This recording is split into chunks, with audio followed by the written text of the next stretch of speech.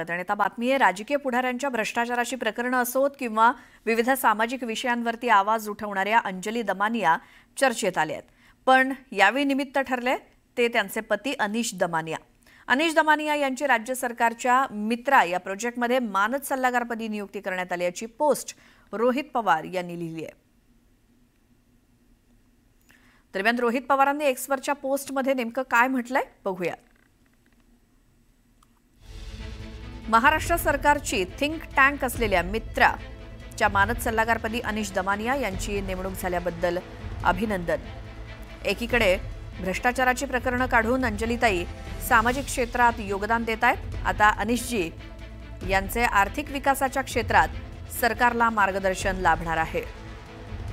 दमानिया कुटुंबाचे आर्थिक आणि सामाजिक क्षेत्रातलं कॉम्बिनेशन निश्चित महत्त्वपूर्ण राहील। पुनश्च एकदा अभिनंदन आणि शुभेच्छा अशी पोस्ट रोहित पवार यांची।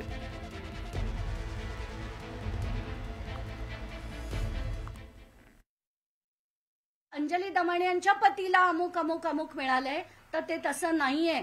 माझे पती अतिशय म्हणजे ते राजकारणापासून दूर असतात, सगळ्यापासून दूर असतात, पण देशासाठी काम करण्यासाठी त्यांनी फिक्कीची आणि मित्राची मेंबरशिप स्वीकारली आहे आणि ते त्यांना मानद सल्लागार म्हणून फक्त ॲडवायझरी कॅपॅसिटीमध्ये 1-1.5 दमडी न घेता फक्त कॅपिटल मार्केट्समध्ये सल्ला देण्याचं काम करणार आहे।